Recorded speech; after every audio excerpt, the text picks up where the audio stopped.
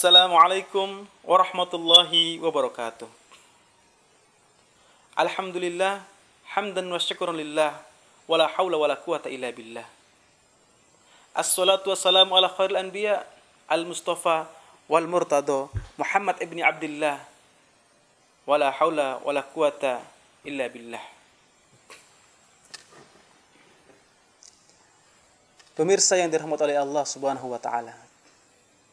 Dalam sebuah hadis, Rasulullah SAW pernah bersabda, Bunyal Islamu ala khamsin, syahadatu an la ilaha illallah, wa anna Muhammad Rasulullah, wa iqamis salati, wa ita'iz zakati, wa hajjil baiti, wa shaum Ramadan. Muttafaqun alaih. Rasulullah SAW bersabda, Islam dibangun atas 5 perkara. Yang pertama, mengucapkan 2 kalimat syahadat, asyhadu an la ilaha illallah wa anna Muhammadar Rasulullah. Mendirikan salat, membayar zakat, naik haji bila mampu, dan berpuasa pada bulan Ramadan. Hadis ini merupakan pokok daripada rukun Islam. Rukun Islam sering kita dengar, namun apakah sering kita implementasikan dalam kehidupan kita sehari-hari? Rukun artinya tiang atau sokok guru, yang mana sesuatu tidak akan bisa berdiri tegak tanpa adanya tiang tersebut. Nah, begitu pun dengan agama Islam. Agama ini tidak akan bisa berdiri dengan baik bila mana perkara-perkara tadi kita tidak laksanakan. Bagaimana seorang muslim bisa dikatakan sebagai muslim yang baik bila mana perkara-perkara Islam seperti yang telah disebutkan tadi itu diremehkan, malah justru diabaikan dan ditinggalkan. Nauzubillah min dzalik. Pemirsa yang dirahmati oleh Allah Subhanahu wa taala. Sebagai muslim yang baik, Rasulullah telah banyak memberikan contoh dan telah banyak memberikan petua-petua lewat hadisnya. Seperti yang telah disebutkan tadi, bersaksi kepada Allah Subhanahu wa taala bahwa Muhammad adalah Rasulullah sallallahu alaihi wasallam. Asyhadu an la ilaha illallah, kita bersaksi bahwasanya tidak Tuhan yang disembah kecuali Allah. Berarti tidak ada satu zat pun di dunia ini yang bisa kita sembah. Tidak ada satu zat pun di dunia ini tempat untuk bergantung. Tidak ada satu orang pun di dunia ini tempat kita mengadu segala permasalahan yang kita miliki hanya kepada Allah Subhanahu wa taala. Manusia hanya sebagai wasilah dalam sosial berkehidupan. Namun semua pertolongan itu ialah sumbernya dari Allah Subhanahu wa taala. Maka tidak ada lagi yang akan diperbudak oleh uang, sebab Allah Maha Pemberi rezeki yang baik. Wallahu khairur razikin. Maka tidak akan ada orang lagi yang diperbudak oleh jabatan, sebab Allah adalah Maha Pemberi kekuasaan. Walakinallahu yusallitu ala rasulihi ma yasha. Dan tidak akan ada lagi yang takut dan khawatir atas setiap masalah, sebab Allah yang akan mengatasi semua permasalahan yang kita hadapi. Innama ashku bathi wa husni ilallahi ta'ala. Apalagi takut dan diperbudak oleh cinta dan tak dicintai. Ingat bahwasanya Allah sang pencipta dan Maha Pemberi kasih sayang kepada hambanya. Nabi ibadi anni anal ghafurur rahim. Dan begitu pun sebaliknya pemirsa, apabila kita tidak mengindahkan hal tadi, maka inna adzabil syadid, azab Allah pun amat pedih. Pemirsa yang dirahmati oleh Allah Subhanahu wa taala.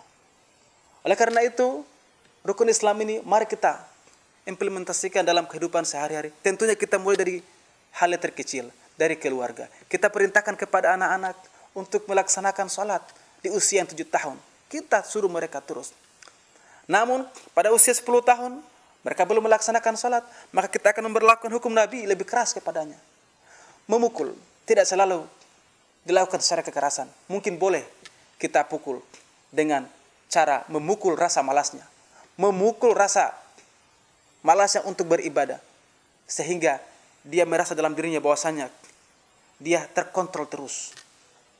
Oleh karena itu, hal tersebut tidak akan bisa berjalan baik apabila dalam keluarga tidak ada contoh ataupun teladan dari orang tua. Harusnya bagaimana seorang ayah dan seorang ibu bisa mendidik mereka, mengajar sholat, memberikan teladan sehingga anak tersebut mengikutinya. Sebab anak-anak biasanya mengikuti apa yang dilihat oleh orang tuanya. Namun kebanyakan cuma orang pandai menyuruh saja, tetapi minim teladan dan perhatian kepada anak tersebut. Oleh karena itu, maka tidak salah ya seperti yang Rasulullah sampaikan bahwasanya kullu mauludin yuladu alal fitrah fa abwahu yuhawidanihi ayu nasranihi ayu majsanihi. Setiap anak yang lahir dalam keadaan fitrah ataupun suci, kedua orang tuanya lah yang menjadikan dia Yahudi, Nasrani ataupun Majusi. Maksudnya adalah bila anak tersebut lahir dalam keadaan keluarga yang baik, insya Allah anak tersebut akan mengikuti perbuatan-perbuatan baik yang dicontohkan oleh kedua orang tuanya. Dan begitu pun sebaliknya. Oleh karena itu, peran orang tua dalam mendidik anak sangat penting dalam kelangsungan hidup sang anak. Pemirsa yang dirahmati oleh Allah Subhanahu wa taala. Kemudian perkara berikutnya adalah 2 amalan yang berada dalam 1 bulan, yaitu dalam bulan yang sama, yaitu berpuasa dan membayar zakat. Puasa adalah tarbiyah bagi kita. Tarbiyah jismiyah, tarbiyah khuluqiyah, dan tarbiyah akliyah.